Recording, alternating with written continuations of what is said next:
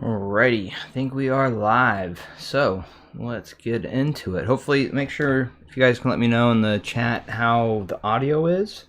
Kind of was going back and forth on some audio stuff, so want to make sure that it sounds okay. I have my mic in a new spot too, and I'm also I was messing with the volume on it a little bit.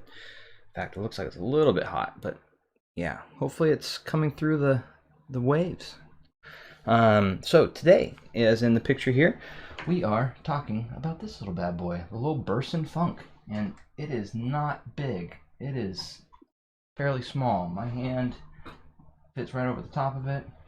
It's roughly about the size of a couple notebooks stacked. As you can see there's a notebook there, and it essentially is just as big, deep, wide. Let me rephrase. It's about the same size as a notebook, just stacked differently. Hey now, I have a very ugly mug. I don't know what your problem is. I mean, but yeah, today we'll be kind of discussing this. So I did a video. It will be linked below on this. That basically goes over all the basics. It goes over all the wonderful parts of it. You have the power button, you have your headphone to speaker out, your high-low gain, volume pot.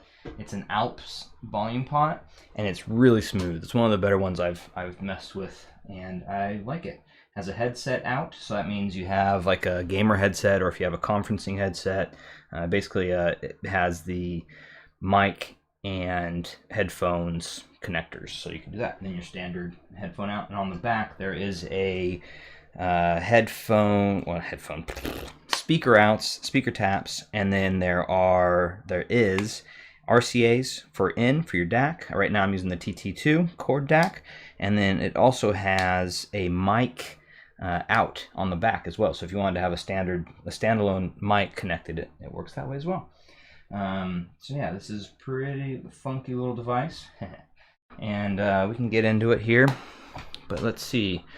Let's move over to connecting this up. So I'm going to be using my lovely Verite close today just to connect it all up and go from there. I would do speakers, but I don't have any unlicensed or licensed music stuff that would be problematic. So let's jump into it. So hello everybody, thanks for joining, and I think we're going to start with the Peppery Man just because I like this one. I've been listening to it a little bit lately, and let's see, get her going, and we will switch back so you can see.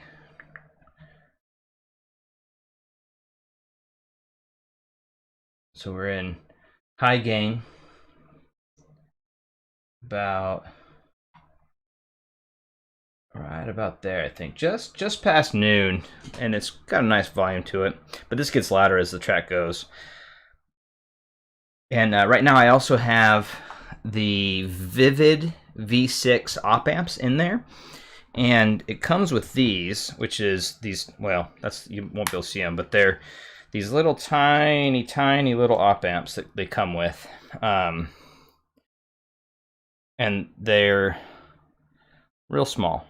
The ones that you should get, I recommend going for one of the V6s or V5s and swapping it out, because it definitely changed the profile. And in my personal preference, it changed it more to what a pretty warm leaning amp already, but it just kind of made it have a little more everything. It was like turning it to 11 had better detail.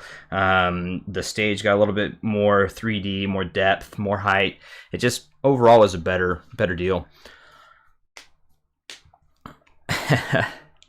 And so yeah, right now it's really good, and I mean I can crank it up with these pretty high.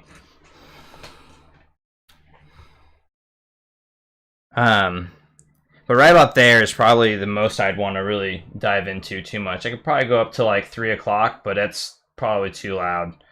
I'd probably stick to like 1 to 2 is my max range, probably.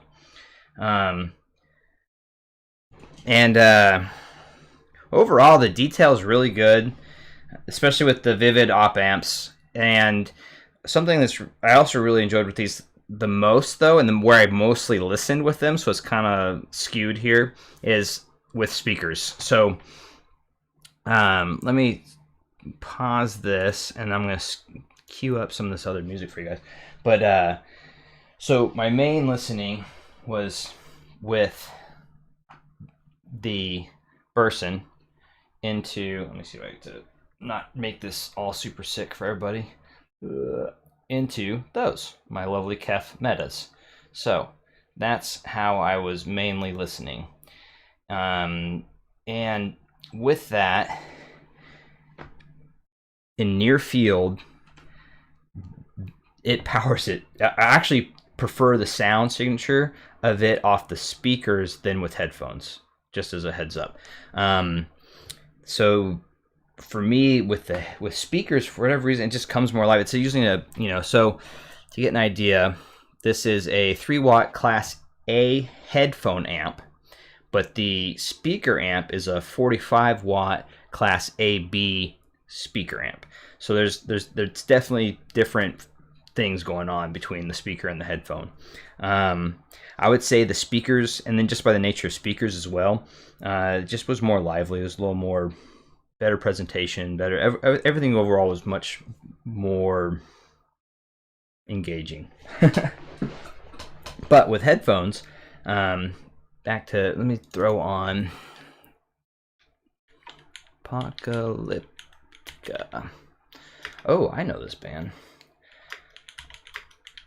This is a good one. So with headphones,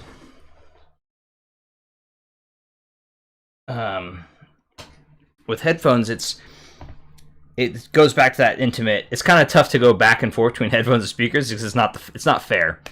And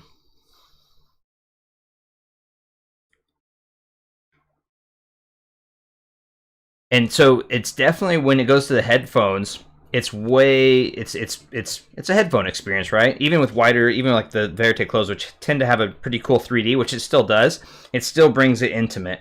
Whereas like all the other tracks seem to get like that proper staging with speakers. So it's really cool that you can kind of go back and forth between a headphone and speaker amp all on the one, just basically hitting a button and it switches out.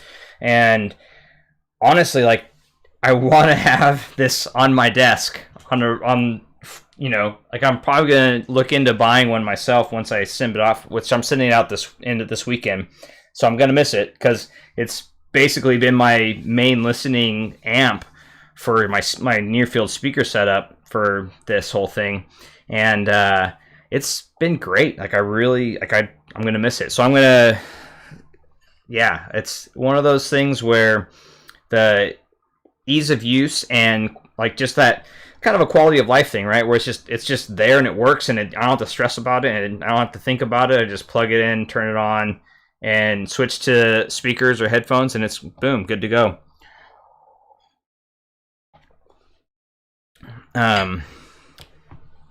This is really good. It's a little bit so with the headphones, like for this, I don't care. It's a little subdued.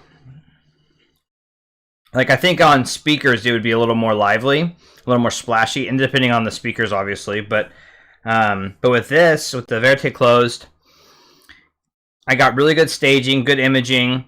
The Verite closed tend to have that mid recession, so I'm definitely picking that up. The splashes are good, but not overly like in my face. Everything's a little bit kind of recessed with this track. Not the most forward. I'm probably speaking way too loud. I should probably turn down my volume or something. I should see if I'm peaking a lot. Let me bring this down. There we go. So hopefully that's not too blazingly loud for you guys, because I am listening to music and trying to talk at the same time. So I'm probably yelling. Another cool thing, like Marius is mentioning, the op amps. Like that op amp rolling, it to me is very much so reminiscent of tube rolling to some level, and this kind of has that tube kind of flair or like flavor, where it's not so sterile or like, you know, killing me. I will kill your ears, Kareem. I'll get my bully in here and I'll just have her bark into the mic, but I'll wait till you're the only one in the chat. No, um, but anyways, the fun thing about the op amp rolling is that it kind of allows you to bring in the flavor profiles that you would prefer, and relatively easily, because it was pretty quick. If you look at the video below, you'll see as I go through, I did a hot swap there in that video where I actually took it apart and I did an op amp on the video, and it's easy. It's really easy. You just remove the top 4 screws up on the top 4 corners on the front and the back, and then the whole top pops off, and then you just find the op amps and you pop them out, and then you just make sure you're following the directions of how to do it, and then you plug it in and you go. And it's like stupid good, man. Like from these, like these little the stock ones, they're good. But the Vivid V6s blew these out the water. It was crazy. It was like going into like a much more expensive tube on your tube amp.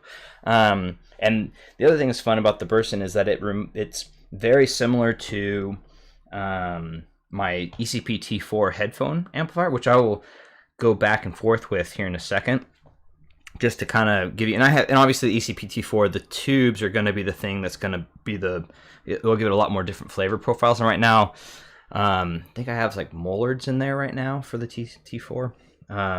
So something to take into account. But overall, for the price especially, right? So the thing about this thing, yeah, that is true. That's what the volume knob is for.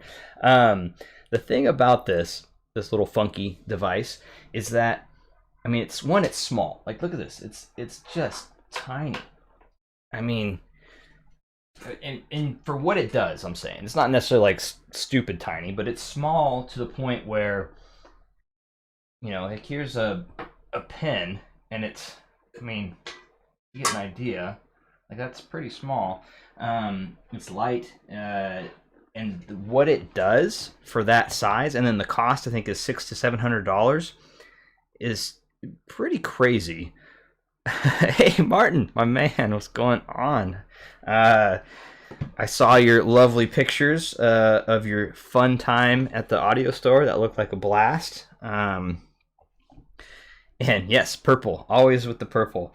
I don't know if you can tell, I do have a purple highlight going right now with my lighting. So hey, I'm just showing yeah, I have it right now set to 5.6. I'm actually with this photo. I'm using my R4, so I'm using my photography camera. So and then on my main one here, I'm using my video camera.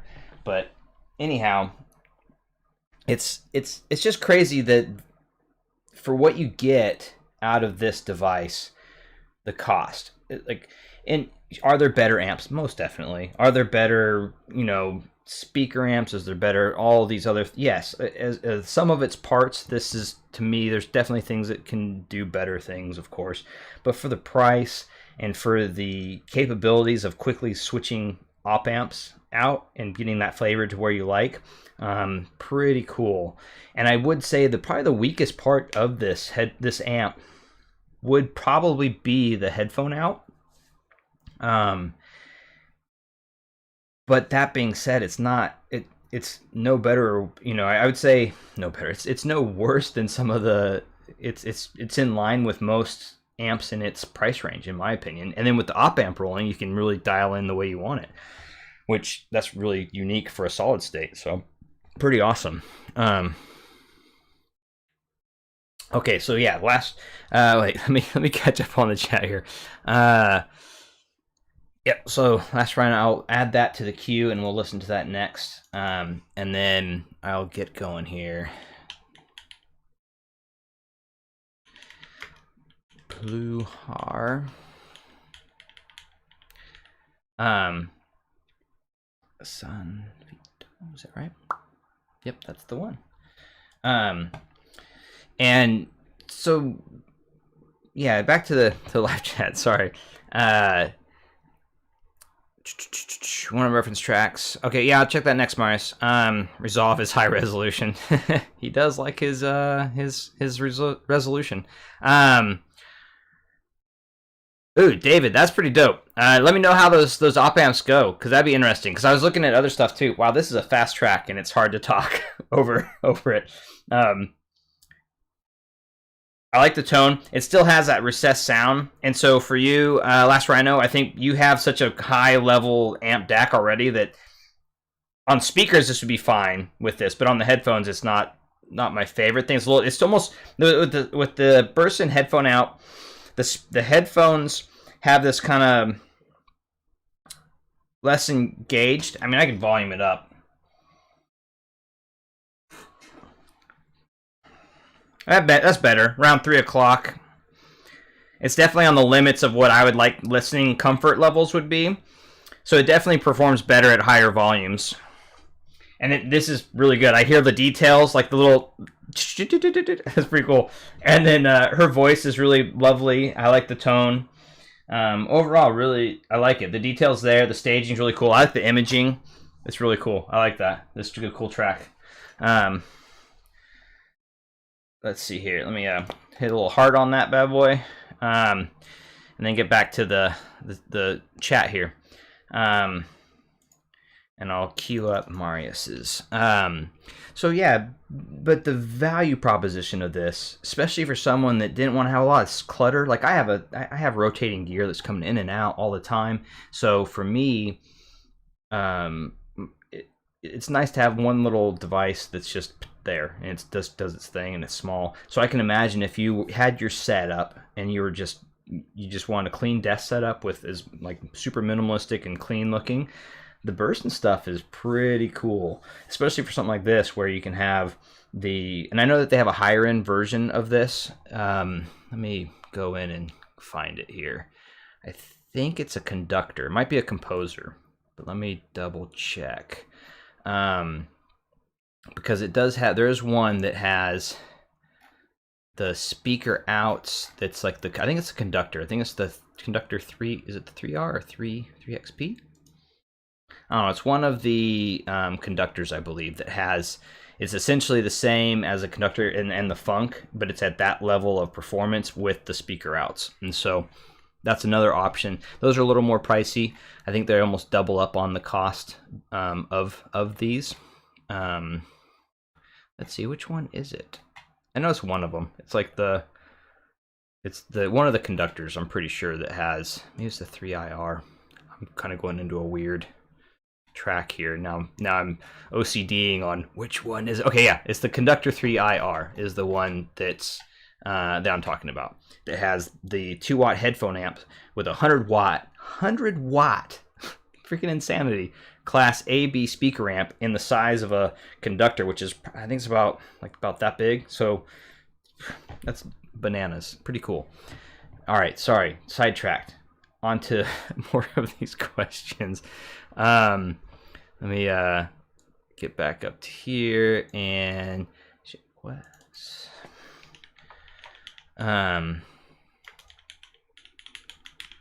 trio.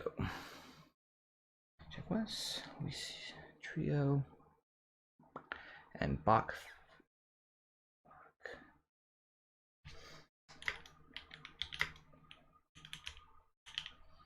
I think it's this one. Toccato, JS Bach, Fugue number. Sorry, Fugue in G minor. I can't tell which one it is. Fugue, Bach Fugue in G minor. Hopefully it's one of these. I think I found it. Chat. Oh, that's cool. I like the intro to that. That's cool. Oh, this is definitely going on the Marius. Good looking out. This is a cool one. I like the intro already. That's instantly going on to the hearted list and adding it up. Let's see. You're just showing your book. Yeah, that's right. I did that one. Last Rhino, value-wise, tire, why pay? Okay, so this is a good question. Last Rhino. The RME this versus the RME. Let me go grab it. Sorry. So he's talking about this guy. If you had never seen an RME, this is the RME. And so that this, what this thing does, and this is, it's a, well, one, it doesn't have speaker outs. I mean, it has the right and left balance you can play with there, but this isn't very powerful in amp. This is more of a DAC, like, but it does have an all-in-one amp in it as well. But what this does really well is its professional features, which is like the EQ settings, and you can it's crazy what you can do with this device for EQ and dialing in different settings. It's just, that's where this is its trick. That's the specialty that this does, is all of the pro settings you can utilize. Whereas, so for the Burson, for instance, what I would say, if you already have a good DAC, but you want a more powerful amp and you want to power speakers, that's a pretty good proposition, especially for the value. Or you want to get into speakers and you don't really want to pay a high price. You want to get into like maybe some small passive bookshelves. Good little deal. This is a great track, by the way, Marius. Fantastic. I like this a lot. And this is doing really, actually I like this track more than the other ones. It's just, it's very lovely. And it has a really, like the bass is really punchy. I can really feel it's real punchy, really nice. Low end's punchy. Haha. Bryston over, yeah. So, Kayloa, hey, what's up, my man? Busy working, but just stopping. Hey, what's up, bro? Always cool to see you. Thank you. Hopefully your day goes quick and you can get back to your fam. Let's see here. The amp got something to, okay, so yeah, and let's get to, and so yeah, for the value proposition, I think that's really the biggest value proposition, is that this is kind of an all-in-one amp, headphone, and then headset too with speaker. So you kind of get a lot of features out of it. And then you have the mic out on the back. So I mean, for someone that's maybe a gamer but doesn't want to have a messy desk, or there's that. I'm trying to think, or if you're like a conference, if you have a lot of video conferences, work from home kind of deal, that headset out's really nice, and the mic out. So if you didn't want to have a headset, you could have like a standalone mic, like this type of setup. That would be really cool. And then when you're ready to just kind of do work and grind out, like you can switch to headphones, or if you can have your speakers and just grind out, listen to speakers, which I think that's really where it shines, is its kind of versatility. Not quite a Swiss Army knife, but it's pretty close, and it's just a cool little device. Like I wasn't really expecting much from this, but then as it sat here and I used it more and more, especially with the speakers, I think that's where it really shined for me, was with the near field speaker setup. Because 45 watts out of a thing that's that small into the metas, which the metas are pretty power hungry. So this is really, that 45 watts is right at the bottom requirements of the metas, and I have no problems with it. Like they sound fantastic in near field with this little setup, and just something to keep in mind. So I think that between the RME and this, it's almost too different. It's like too much apples and oranges to some level. But I see what you're saying. I think this is a better amp, whereas the RME is just exponentially a fantastic DAC.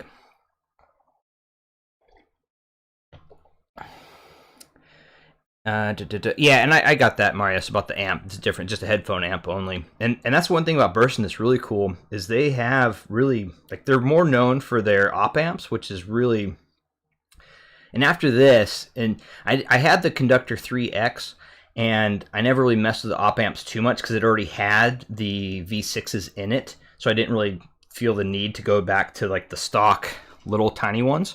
And doing it this way, so I listened mainly on these ones for the first week or so that I had it, and then I switched it out to the Vivid V6s for the last portion of it, and in there now, and it was pretty significant difference. So just something to take into account. I would definitely pay attention to the op amp side of the house with Burson, because I would, if you're getting a Burson, I highly recommend, at the bare minimum, trying to get a set of their Vivids or one of their upscaled op amps to play with.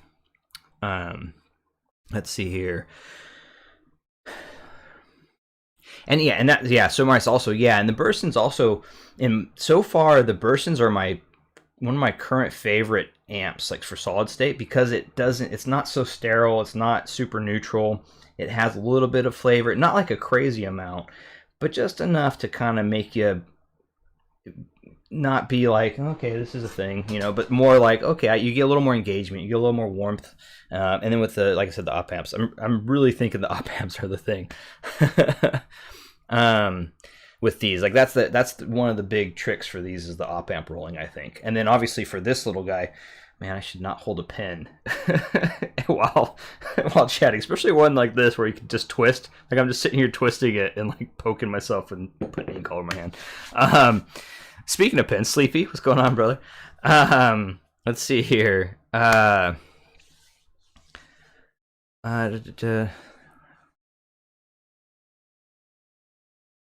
yeah, so that's the one thing about the Bursons too. Like initially, you're kind of like, okay, are they? I personally think that they're one of the better value propositions in the audio space for multiple reasons. Are they always the best amp? Probably, depending on who you are and what you like. Yes and no, like all things is subjective. But I think the versatility of them, and I'm kind of being won over right now, like by Burson to some degree. Like I didn't really have too much on my radar until I got the Soloist in to play with. And not gonna lie, the reason I asked for that one was because it had the cool clear top and I could see inside, and I thought that was cool, so I wanted to play with it. And then it kind of, I was like, oh, this is nice. And then then Burson reached out and asked if I wanted to try out this funk, and I was like, well, I got the metas, I can make that work. That might be a fun, funky little thing to play with. And this one's, like I said, the speaker especially like really has me nailed. Like I really enjoy it, and it's gonna be tough to go back from that. And so let's do that real quick. I'm gonna switch over to my T4. So while I'm still chatting this up, and then once again I'm still on this, and we will go. Actually, I really like this Fugue in G minor. This is a really cool track. Okay, so like I was saying before, the weakness of the Funk specifically is the headphone out. The T4 is a different beast. Like it's instantly way more punchy, way more slammy, way more like engaging. Unfair comparison. We're also comparing a 2,000 plus tube amp hybrid to a $600-700 solid state, so not exactly the most fair comparison. So I would say, but the general flavor profile of that sound signature is similar. The T4 has a little more fuller range and engagement across it, less of the recession or recessed sound. It's definitely punchier. But you know what's crazy? God, I wish I could play it on speakers.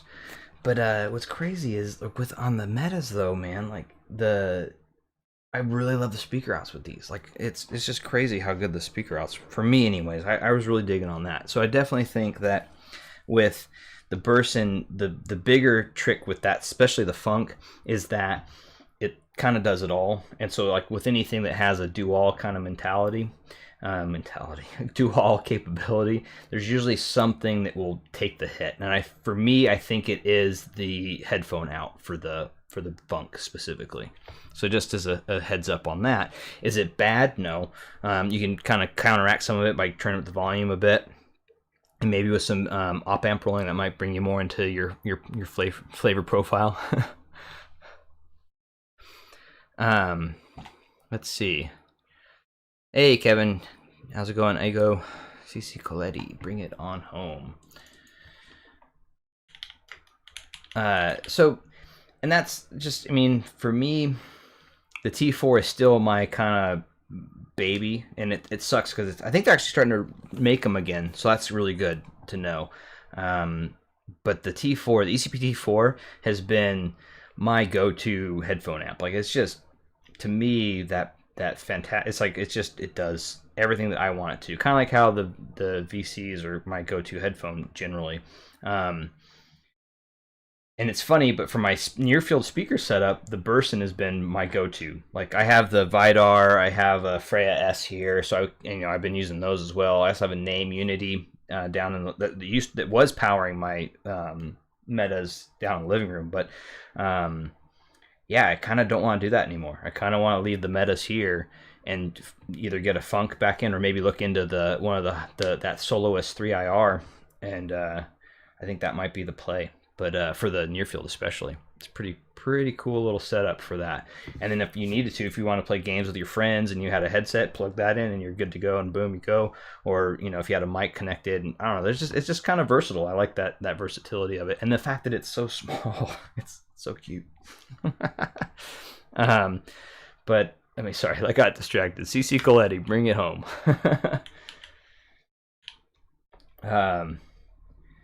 I see bring it on home. Bring it on home. Oh, there it is.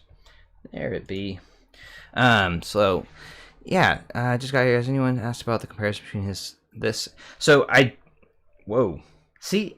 And then all of a sudden, because I'm on the T4. I'm like, whoa, all of a sudden it's like, boom, it's crazy different sound. This is nice. I like this piano. I love piano music. Piano music is fantastic. On the T4, the tone and the richness is really good. And so let me pause and get back over to the Burson here. So I think the big takeaway is that for me personally, the headphone out on the Burson, on this guy here, headphone out is probably its weak link to some level. And obviously too, it could be that the VCs might be a little bit too power hungry for it, maybe potentially. Maybe not a good pairing. I guess I could switch over to the Stelias to see if that does something, but I mean, neither here nor there.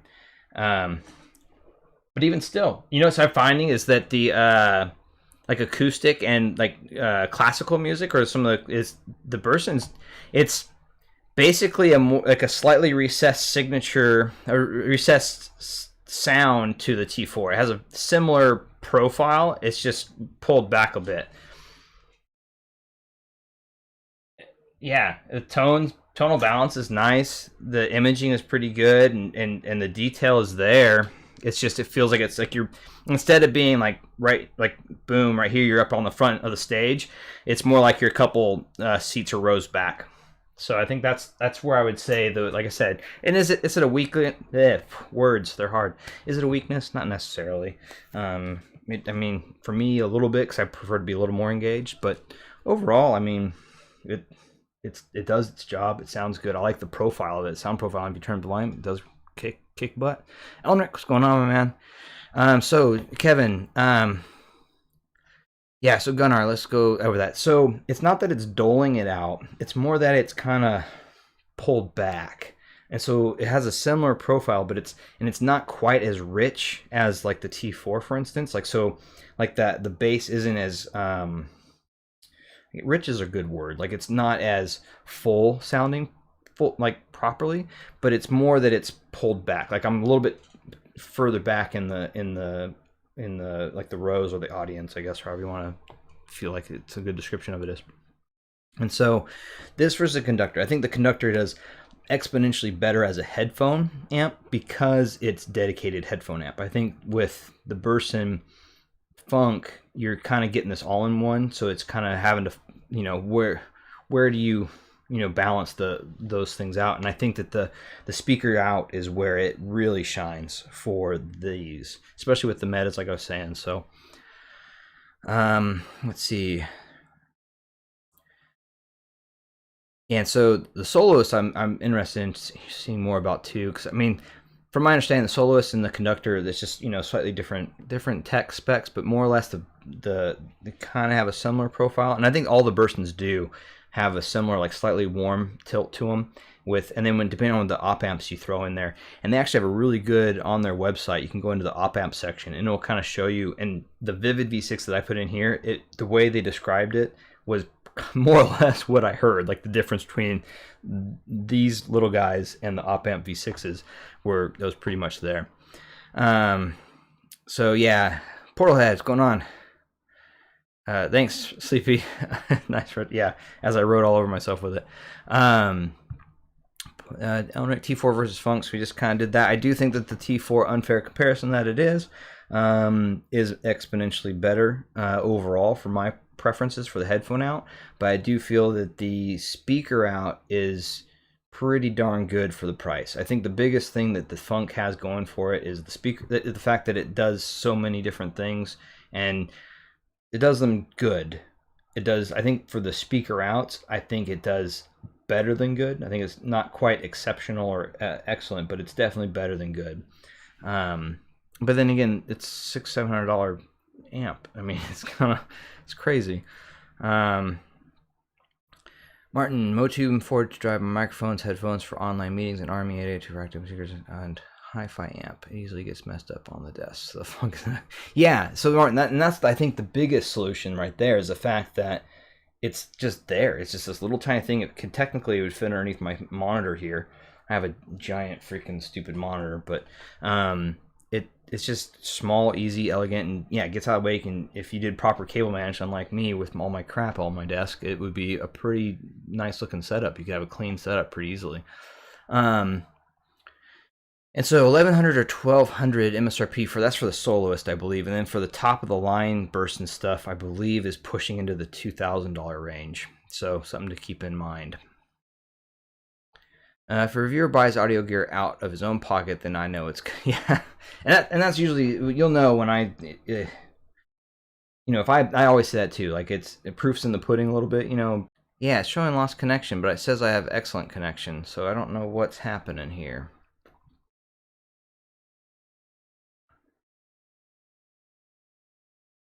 Weird. It says I have excellent connection. I don't know what's happening. Internet's being funky. Hopefully it stays on now. Let's see here. I think it should be good now. I don't know what happened. Had a weird hiccup. Weird upload hiccup. Yeah, and I think, Martin, as far as the Burson, this is 45 watts into 8 ohm, I believe. And so with that, depending on where you're at with that, that's kind of where it's at. Back now. Perfect. Thanks, guys. Yeah, it was a weird hiccup. I looked up and I saw a little spinning circle of doom. So let's see here. My wife's also conference calling right now, so that could be part of it as well. She needs this. No, she doesn't. She's not a techie person at all. How does the person do with a song like Nevermind by Infected Mushroom to the T4? I will say this, Sleepy. Infected Mushroom is also a fantastic band. I do think that the Burson Funk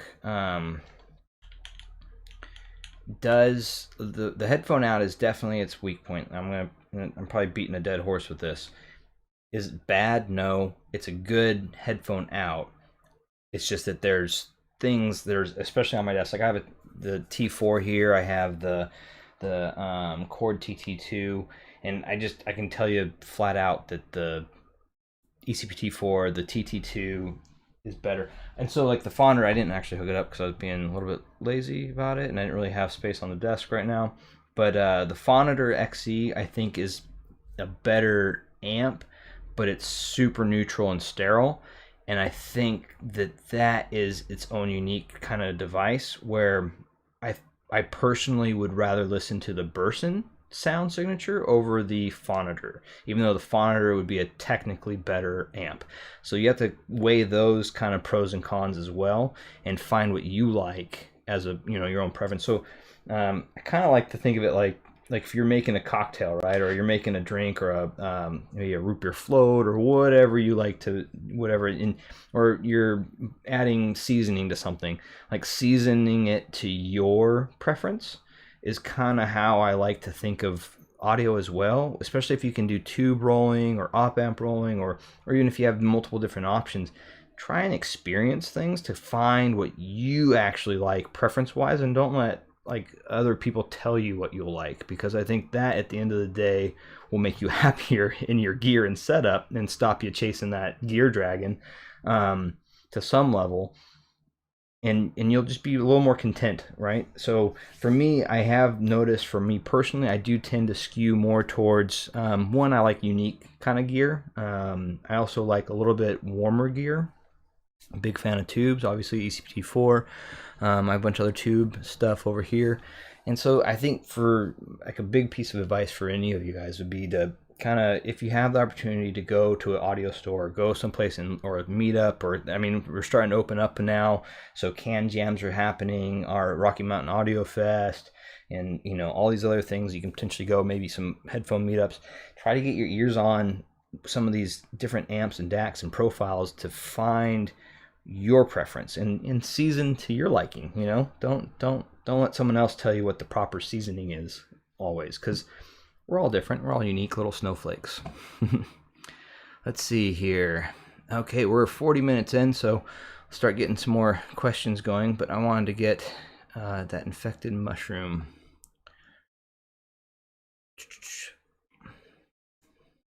Sorry, I lost track of the live chat, and I need to go back and find where I was at. I went on my little rant and lost track. I must have hit the mouse wheel when I was doing that.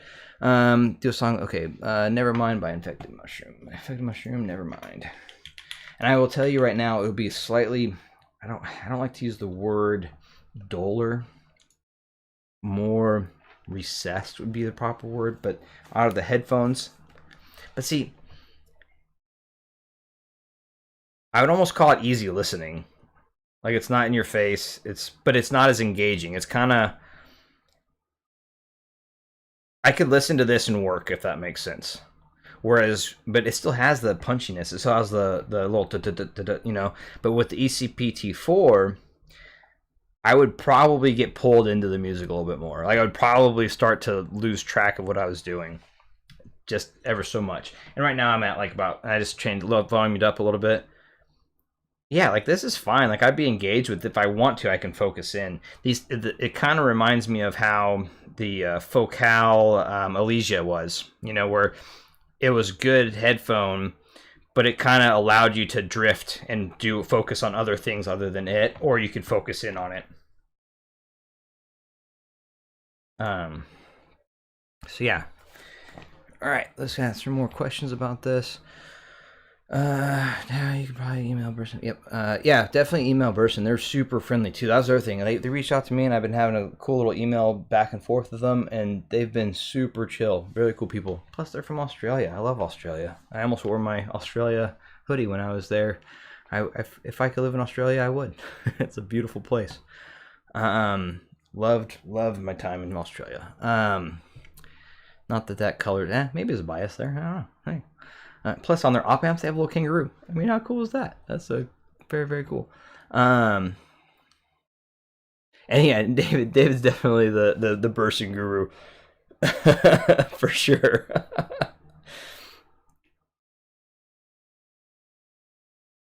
Yep. And so, as Martin just said, like, it might not be your cup of tea. Maybe this isn't your cup. Maybe you do prefer. That's why I kind of was going on that rant a little bit about the different things. To find your own preferences, right? Carlito's Way, how are you? I am good. I am tired. I had a hard workout today, and I was a little bit not into it. I definitely had to dig deep for today's workout. Let's put it that way. Definitely hurt myself a little bit. It was a sweaty, puddly mess by the end of it. Mark, what's going on? Thanks for joining. Thank you. Sheldon, yeah, I lost the connection. So we're back, but not bad. Finishing up work, very cool. Sheldon, good to see you.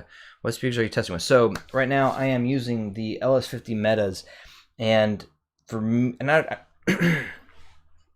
1 second, talking too much. Throat got a little scratchy. Got a spider in there. So I am using the LS50 Metas. I am now starting. I think I'm kind of skewing back towards speakers as a thing that I want to get back more into. Because I was going towards speakers, and then I had my daughter, and headphones became the main focus. And I love headphones. And now going back to speakers, I think there's a place for both, and I think they're both equally important, and they provide similar but different values, right? Where I think for me, the speakers are, it's just fun. It's fun to listen to speakers. Whereas headphones, for me, at the end of the day, for me, listening to headphones with some whiskey in my room with lights turned down low, but no, it's just relaxing, and I can just focus, and I can de-stress and detox. And I can't quite do that at night because my daughter's sleeping, or they don't want to bother the wife.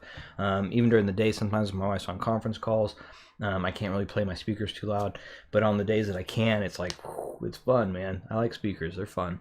So I'm gonna hopefully I'm getting some new speakers in. Hopefully the next week or so, I'll try to do a video on those when I get them in. And I also recently got in this funky little Wi-Fi device that.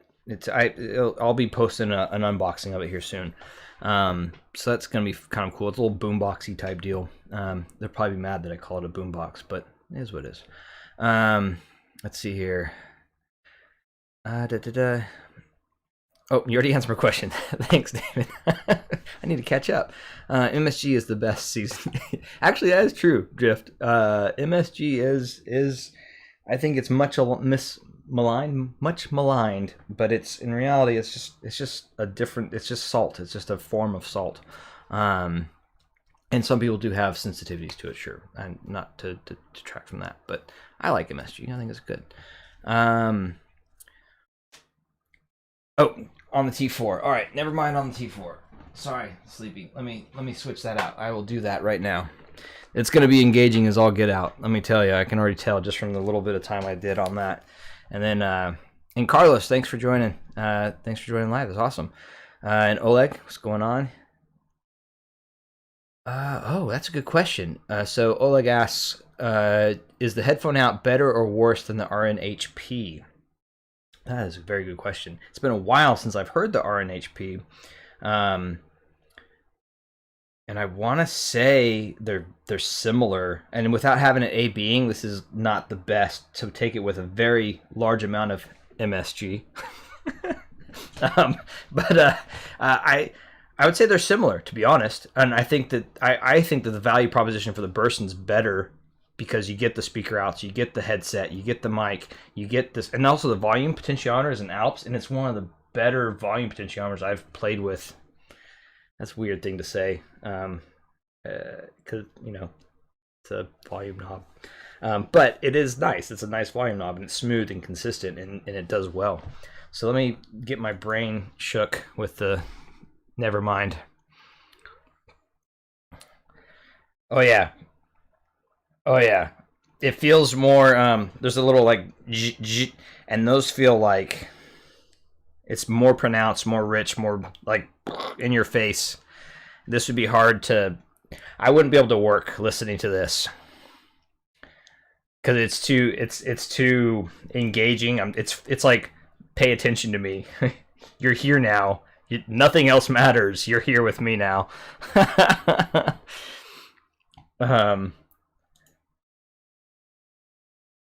Yeah, it's cool. I can dig it. It's sleepy. Yeah, that's a, especially with the VCs. That's a punchy, fun little track. Why do you think so many speaker people love HD6Os, but not necessarily the headphone crowd? That's a good question. I think the HD650s or 6X600, 600 series, they're really cool headphones, but I think that as much as they have infinite scalability, they get outclassed rapidly, I think. And I think for speaker folks, their speakers, if they're like true speaker folks, like hardcore in the speaker world, I feel like headphones are secondary. And so where headphones obviously would be primary, and I think that's where the differential comes in. Whereas speaker folks can throw on the 600s and it's intimate and it's that really rich flavor, especially in the mid-range. For the 650s, 6XXs, the 600s are a little more balanced. But I think it gives that such a different intimacy level that I think that it's good enough for that difference between speakers to headphones. Whereas I think that when you have multiple different headphones and then you go to speakers, especially if you're in the higher end headphone world, you can start, there's not that it's the same, but it's closer slightly with some of the things. I think that's probably where it comes into play. Maybe. And I'm speculating, so I'm not a scientist. I'm a dude on the internet that has access to random things. That's yeah. But that's my hot take on it, I guess. What's your favorite amp and headphone combo when you're so Paper Moon Records? Honestly, my favorite headphone combination would be my Verite closed, which, I mean, oh, so lovely. Love these. Love these things. I'm slightly biased. These were, these were one of the first custom VCs Zach ever made, and I went to ZM Festivus and met Zach, and he handed them off to me in Chicago, and it was lovely, and that was a great experience. As far as chain goes, I'd say my Cord TT2 DAC out to my ECP T4, or straight out of my Cord is my general listening preference. Those are my mainstays right now. Like, that's when I'm listening to music.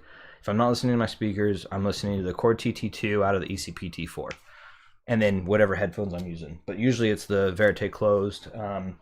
I kind of went back on a kick for the HD800s recently, but that's mostly when I'm using my Bottlehead Crack or the T4. But the T4 is doesn't bring them quite the justice they need. I also really like my Stelias. I kind of got rid of a bunch of headphones, so I'm really kind of down to my ZMF collection, which is the Aeolus, the Verite Open, and Verite Closed, and my Stelia, my HD800. I did pick up a pair of HD700s for gaming and movies, and also for nostalgia, because it was one of the first headphones I got that I really liked, but mostly for gaming and movies. So, but yeah, I'd say mostly my chain is the TT2, ECP T4, and the Verite Closed.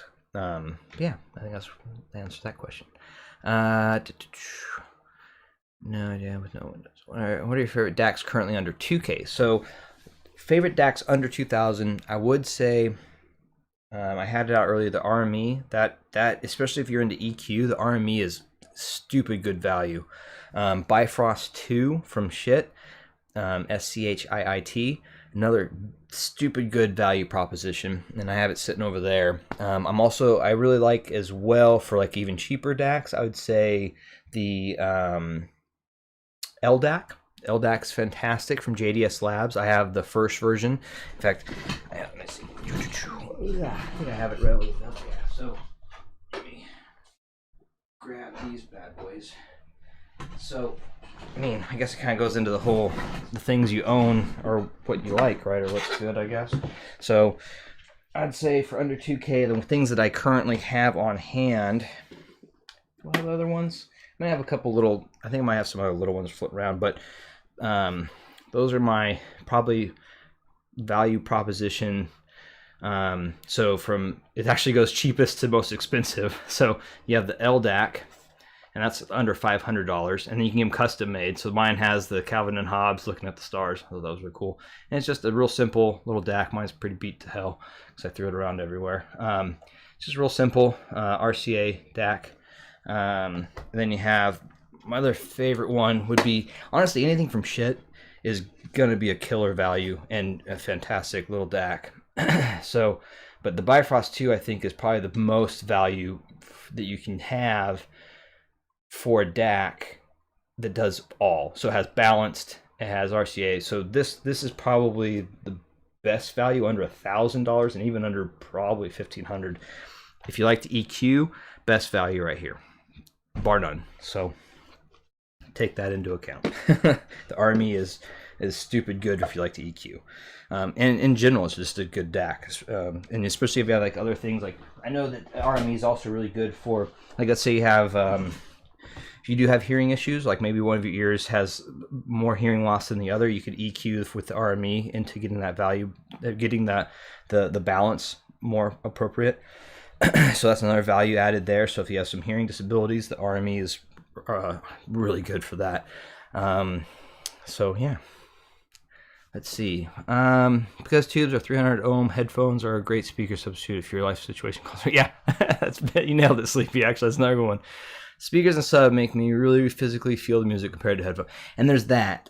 It's rare for me to find a headphone that actually made me feel the music as much as like speakers do. I will say one of the ones I have that actually gave me that was the Abyss. Is it the 1266? It's the big funky spaceman looking one with the big crazy metal grills that have like looks like sponge. I think it's the 1266. That one had some sub bass that was like kind of crazy. But those are real expensive. Let's see. Just saw my DT 1990 Pro, and I'm thinking about getting an Ananda. But I'm also thinking if it's better to wait and save and get a Focal Clear OG or Hyphaman Aria. Thanks in advance. So okay, so Carlito, 1990 is very. If you want something that's similar, but probably like it's a kind of like next level up, like a level up from what you had with the DT 1990 Pros, Ananda would be a good option, or Aria. Those are more similar to the DT 1990s. The Vocal Clear is, I prefer it, but I think it's one of those ones that it can be, especially the magnesiums. Actually, I'm packing them up. I have a pair of magnesium Pros I'm sending out to a reviewer here this week. But they're more along the lines of, they can be a little bit, they're hit or miss for some people. I think more people would like them, but the OG Clears, oh, you're talking about the OG Clears, sorry. OG Clears probably are an easier live with because I think that fits more people's preferences, whereas the MGs I think have a slightly more faster, and they kind of fall more closer to what the Utopia signature is, where they're fast, and I think some people don't like that, and it kind of messes with their ears a little bit. So something to think about. But yeah, I think the OG Clears would also be a definitive upgrade, but they're not as like wide. They're very in your head spacing over the other three. So, and the Aria to me is the HD800 of the planar world. So there you go. And thanks, Sleepy. Yeah, honestly, Sleepy, Aeolus is fantastic with that kind of stuff. It's a very warm sounding one. The Atticus is also very sub punchy and very punchy headphone. I need to get one in and have one in like permanently eventually, hopefully. But definitely good ones. But it's interesting. And Sleepy, or sorry, Chef Steve, Molten Sea Salt is the best seasoning. Yes, I do like some good sea salt on my stuff. Drifting Bunnies, but it's interesting because they generally feel like timbre is the best on H600s, and every other headphone can't beat it. I mean, that's a subjective thing. I mean, some people, I don't know. I think that's a unique one. It's a tough question. I think once again it comes down to people's preferences and what they like and what they think is good. So one person and maybe groups of people will like certain things and others won't. So I think some timbre might seem unnatural to one group and seem natural to others. It kind of, that's how I view that stuff sometimes more than not. Let's see here. If you have another headphone, for the meantime, the MG and Aria are a good step above. Yeah, Martin nailed it. I think, yep. When are you selling your Sony DAC amp? That's a good question. It's sitting over there. I probably do need to get rid of it. I don't use it ever. But I do like it for doing comparisons, but I don't do those that much anymore. So, and I have other gear that would fall into that. Portal Head, please try out Eastus Tone Internal Flight. Okay, let's do that while we do this. Estas Tone. Oops, missed an N. Tone. And we are looking at why did I lose this? This does tone it. Oh, there it is. Internal flight. And so Kevin asks, "What? Just to thank you for the giveaway last month." Oh, yeah, man. Hopefully, I can get some more giveaway stuff going. I've been trying to think about that and like what the next stages of this channel and moving forward and going from there. And I did a quick vlog about it the other day. I'm gonna start doing more proper videos, like just standalone smaller videos, and then I'll try to accompany those with live streams, because I enjoy live streams. I enjoy chatting with you folk, and this is fun. It's enjoyable to interact and kind of go over these things. I don't know. Let's see here. Boom. And let me switch back to the funk. Let me pause because I was plugged into the wrong thing. But yeah, like in the future, I'm going to try and, I think one of the ways I would like to is if I get gear for whatever reason from whoever, whenever, and they go, oh, you just keep it. What I'm probably going to do is just, if I don't have to send it on and they say keep it, I'll probably put that as a giveaway type of deal in the future. In the future, if that ever happens. Let's see here. Internal flights, as I totally whapped myself in the head, and now I have a concussion because ZMFs make stout stuff. Good one, Ulrich. You caught me. Son of a... let me turn the volume. And so another thing I wanted to go over, because usually people are worried about the heat, and so this has been on for, I don't think I've turned it off since a couple days ago, and I mean, I'm putting my hand on here. It's warm, but it feels kind of like just a nice warmth. It's not blazing hot. Like, I'm not worried about hurting anything. So, something to think about.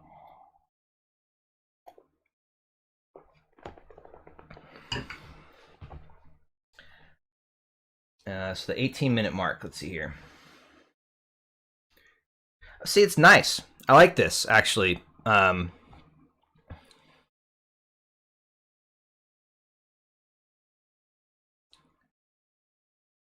This is nice. It's once again, it has that slight recessed signature that I was talking about before, but it's nice. I like the sound, and I can turn the volume a little bit and get it more appropriate. And so Kevin also worth it to sell the Focal Radiance and upgrade to a VC. That's a preference thing. I think the Radiance. I personally think the VC is better than the Radiance. But the VC can be hit or miss for some people. It has more of a V shape than even the Radiance to some level, and the mids can be slightly pulled back. But if you already have the Olus, that could be that kind of fill the gap kind of deal. But yeah, I do think the VC is a better headphone, though. Like, it has better, just overall better headphone, personally. But it does take some burn in. I know that's not, some people don't believe in that, but I do think it does need to have it. I notice a big difference between the burn in periods with the VC. But I do think the VC is better than the Radiance. Now, is it a better value proposition than the Radiance? I mean, that's up to you as an individual. I mean, it's almost twice. It is twice as expensive as the Radiance. So, I mean, take that into account. This is nice. I like this portal head. This is cool. Details there. It has a nice almost echo to it, and it's very relaxing. Like, whereas, and I guess there's that as well. Like, if you're going for like a easy listening, relaxing kind of sound, and not like in your face so much. I mean, you can always turn the volume down on the T4, but the Burson it has like it's weird. It's like a subdued richness. Like, so the richness is there, the profile's there, sound profile's there. It's just kind of pulled back. I didn't miss any shenanigans, JTB, other than me whapping myself on the head with my Verite closed. Let's see. And you have a lot of gear. Do you change up your chain often daily? I do, actually. BBLTN, Bubbleton. I'm gonna say BBLTN. But in general, because I get gear coming in for reviews and stuff, or just to play with or take photos of. So what I'll do is I'm constantly rearranging my desk. But I think, like I said before, my staple is definitely the TT2 is pretty much my primary DAC, just because I love the sound of it, and it's just fantastic. And then the T4 is usually my primary listening for enjoyment, but I do tend to go around a lot with different stuff, and you know, like the Burson's been here for a while, and I haven't listened to the T4 in a long time because of the Burson there, but so that's something to think about. So I do change it up as I get gear in and stuff. How many tubes do I own? I have a whole box that I have them all wrapped in bubble wrap. Gosh, I don't have like a huge amount, but I probably have, I don't know, maybe between 20 and 40 range. I don't know. I didn't really pay attention to it. But yeah, I have a couple of decent ones. I need to swap out the ones in my ECP here soon because I got a set from a friend that I'm going to swap out here soon. The GECs. The GEC A29 12AT7s I'm going to be putting in my ECP4. And so that's going to be coming. I'm going to swap these in here in the near oops, open the wrong end. In the near future. I probably should do it sooner than later because I really like these tubes. So they're these bad boys. Let's see if that'll work. GEC, made in England, and these things sound lovely on the T4. My buddy Jeremy hooked me up with these, so I got them, I purchased them from him. So so I'm excited to put these into the T4 here soon. Martin, listen to 6 a few days ago. It was overwhelming, not my thing. And Martin, so that was my take on the 1266 as well. Like, it was just too much. It was, I'd rather listen to speakers as well. But that's, yeah. Kind of into truffle salt. Like, yeah, truffle salt's good. I'm into, like, lately, you know, it's funny, I've been going back to just the old staple of just salt and pepper on my steaks or on my barbecue as well. Like, it's one I enjoy.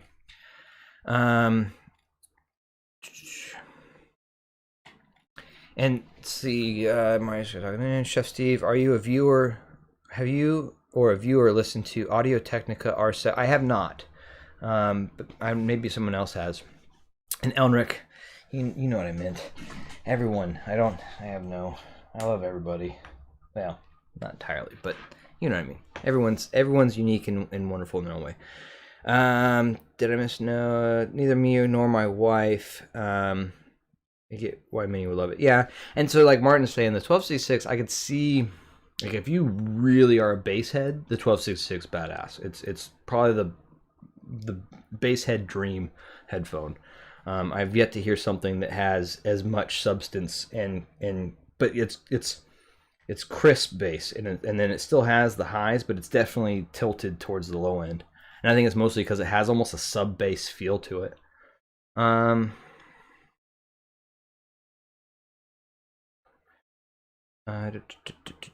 only concern was always comfort level. And so, yeah, that's something to think about. And I'm going to end it here pretty soon. Probably I want to talk about comfort real quick, because that's a good point. Kind of goes into the Burson, like the value proposition, and or things that fit your flavor preference, or like, we were talking about salts and like season to your preference kind of deal. And comfort's a big part of that. Like, if it's not comfortable, what are you doing? Why are you wearing it? If you don't like it, if it hurts your head, if it's any of those things, right? Like, probably not for you, even if it sounds fantastic. Like, these aren't high heels, for instance. Like, we're oh, they look fantastic, so I've got to keep wearing them, even though they kill my feet. I think that comfort is just as important as the sound quality, and I think to some degree the experience, feel, and look of a thing is almost like equal parts of value to comfort, to sound, to the way it looks and the way it feels, the experience of it. Those are all things that I like to take into account, and everyone's different. Like, some people's aesthetics might not agree with mine. Like, I like purple, so that's one thing that instantly a lot of people will but I think the aesthetics, the feel of a thing are pretty important as well. Like, the experience of picking up the ZMF headphones, the way it feels in your hand, the way it's, just overall the experience of looking at it. Like, there's that as well that can factor heavily into what someone will like, and it will play on how you perceive it as well to some level. I don't know. Brain plays tricks on people. All right, so Portalhead, have you had a chance to try Jotunheim 2? Why no one is talking about that app? I have not tried the Jotunheim 2. I like the Jotunheim 1. I hear the Jotunheim 2 is a little bit on the brighter side than the Jotunheim 2, from my understanding. I believe Elnrick has listened to it, and I think that's what's kind of going on there. I think that it's not as universally fits most people's preferences, whereas the Jotunheim, the original one, fit more people's preferences. It had a wider audience, I guess, whereas Jotunheim 2, I think, has a slightly smaller audience due to the fact that I believe, from my understanding of seeing other people's talks on it, this is just, so take that as it is, but from what I've seen other people talking about it, is that I believe it's leans a little bit on the brighter side, but not massively, but it's enough to where people notice it. I don't know. And then there's that, yeah. So like Sleepy just nailed it on the head too. It does, and even the Jotunheim one, they've always had that that lots of slam. And then if you want balanced, it's, you know, the Jotunheim goes great with the, I was looking over there, but with the Bifrost 2. So that is a combo, stupid good value right there. The Bifrost 2 with the Jotunheim 2 would probably be that's in game for most people. Adderall is selling Focal LEG for $399 if anyone's in. Yeah, that's also a fantastic headphone. I'm a big fan of that headphone, and for that price, it's definitely worth it for like a work or office setup. That's a great headphone for that. The cover wasn't an issue at all, at least for the 3 hours we auditioned. ZMF, SR1A, Susvara, and the Abyss. We played different headphones off, huh? Yeah. Actually, all those are pretty comfortable headphones in general, to be honest. Overall, I mean, depending on your head and like what your how they more or less fit, but I've never had an issue with any of those headphones either, for comfort. Someone asked something else I wanted to talk on it. Oh, Sheldon, Odyssey making a ribbon driver headphone. Stoked. I think those, I love the SR1As when I had them. It'd be interesting to see how that fleshes out, because that could be really cool. Is that the new one that they just announced recently? I haven't really been keeping up on it. The R or something like that, LCD R, XR or something like that. So they look cool. I like the way that they did the cups on them. But it'll be interesting. I would love to hear them, just because I do like the ribbon sound. I think it's unique, and it has usually way more detail, and they're very speaker-like ribbons. At least all the ribbons I've heard. So something to keep in mind. So it'd definitely be cool to try out. I'm looking forward to hopefully eventually trying one. It'd be cool. Maybe at Can Jam, or if I go to Rocky Mountain Audio Fest or something. Oh, there you go. So I'll never hear them. They were a limited run, apparently. I only made 67, and they are gone. So probably never hear them. But I do think maybe that's a test for it. So maybe they'll come out with more down the in the future, because depending on how or who gets them and what they say about them, it could be a good thing. And then maybe I mean, it's always a good thing. New technology, or pushing new technology, is always a good thing in my opinion. The more versatility, the better. So, all right. Well, I think I'm already about an hour and 10 into it, so this is kind of a long one. Hopefully, you guys have a good one, and I will let you guys have the rest of your day, and I'm going to go try to finish up some edits and push some videos to the YouTubes here. Wow, also a bunch of questions. Brian Morey, I have not tried the IE900. I hear lots of good things, though. Let's see, apparently they made 70, but 3 are floating around 2 and okay, that makes sense.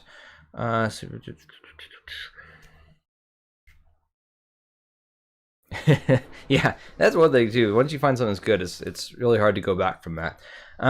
So yeah, anyways, thanks everybody, and I hope everyone has a fantastic remainder of the day, and happy hump day for those that it's Wednesday, and hopefully y'all have a great weekend. And I will be uploading some other random stuff to the channel here in the next couple days. I have a whiskey thing I'm doing, and then I'm going to do an unboxing of the iFi Aurora, which is that boombox thing. So, which is unique, kind of cool, but more like kind of vlog style stuff, because I'm not very good at video editing and video shooting yet, but we'll get there. So, yeah, cheers. Have a great rest of your day, and yeah, I'll leave it at that. Ending now, and for the second one now. Cheers. Have a great one, guys.